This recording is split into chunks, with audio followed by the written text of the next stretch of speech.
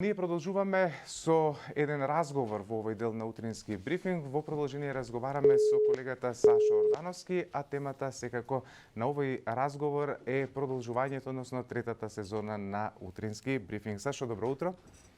Александар, добро утро. Чекай да се наместам во ново студио, уште ги се обидуваме да ги пробаме сите агли, кадрираме и така натаму. Добро оди првиот ден, морам да кажам дека без проблеми. Но, како и секојаш, утрински брифинг е лайв, динамичен, со 10 до 15 гости за 3 часа. Се надеваме денеска исто така планот ни е пополнет.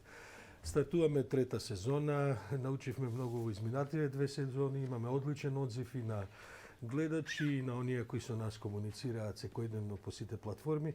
Така што мислам дека она што се обидовме од пред 2-3 години да го поставиме како некаков план и некаква замисла за утрински брифинг, за сега одлично се остварува. Значи, имавме 2 месеци пауза, добро се одморивме изминативе 2 месеци, но не ги искористивме целосно за одмор, односно и се подготвувавме за третата сезона. Можем да констатирам на самиот почеток оваа трета сезона, уште од самиот почеток се соочува и со 3 големи предизвици. Едниот си го провлекуваме од крајот на првата сезона, тоа секако е коронавирусот кој што некако остана да не прати, не можеме да предвидиме до кога ќе мораме да ги следиме сите оние мерки, сите оние протоколи, сепак да го заштитиме нашето и здравјето на нашите гости кои што гостуваат тука во студиото. Вториот предизвик е статистичката обемна операција која што се случува во државата и која што веќе е некаде на средина во тек до 30 септември, барем според најавите на првиот човек на ДЗС ќе биде завршена целата оваа операција. И секако третиот предизвик се локалните избори кои што не очекуваат во месец октомври. Како ќе излеземе како утрински брифинг на овој предизвик? Прво да кажем под точка 1.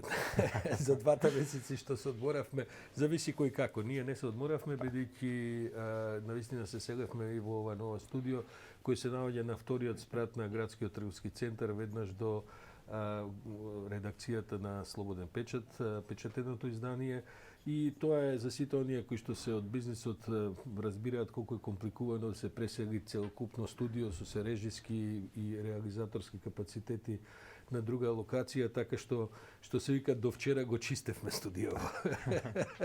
Се надам дека многу прашина прав не се гледа на камерите. Што се однесува до пописот и до изборите, тие ќе бидат во фокусот и на нашите секојдневни известувања.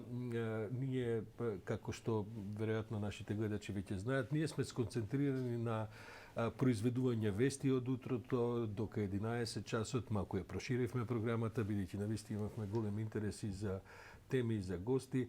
Нашиот концепт е едноставен и е препознаен. Ние работиме додека другите се уште спијат. Бидејќи новинарството во Македонија реално, бидејќи јас сум дел од тоа, барем 30-40 години наназад, не се буди пред 10 часот значајно. Големите медиумски системи тек допрва околу 10 часот пијат кафе, па продолжуваат со денот.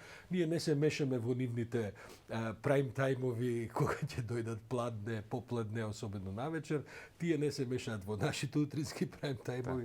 Така што и пописот и локалните избори ќе бидат интензивно тема на дневен ред во утрински брифинг. Да кажам само дека се подготвуваме многу почесто да се решетаме низ Македонија, бидејќи со нашите линковски и други врски ќе покриеме разни градови во државата и оттаму директно ќе се вклучуваме. На овие локални избори има необично многу кандидати, има еден куп од независни кандидати, веќе не е доволно човек да ги покрие само главните партии, па оттаму да добива информации.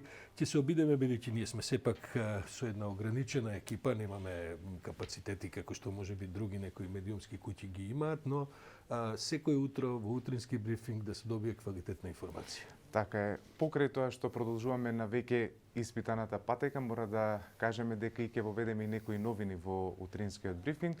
Еве јас само ќе спомнам на Double Act, нов концепт на известување во утринскиот брифинг, што би значило тоа, односно информација сега и веднаш. Па тоа значи дека Александар ти нема да го напуштиш ова нема да ја напуштиш оваа маса практично 3,5 часа додека трае утринскиот брифинг, иако моето место ќе се менуваат и другите колеги уредници, особено после 10 часот, кои што ќе ги водат своите разговори и така натаму, ќе се обидеме да бидеме што се вика навистина во живо со секоја промена, со секоја нова вест, ги има, ги нема и така натаму. Се надевам дека нема да има лоши breaking news вести од наутро, но и тоа ќе го информираме доколку има, да бидеме навистина во тек со она што во овој момент се случува во реалноста. Така, секако во соработка со нашиот редакцијски тим кој што стои во позадина на утринскиот брифинг, секако комуницираме, барем тоа ни го возможува денешната модерна технологија и секогаш ќе имаме точни, брзи и проверени информации кои секако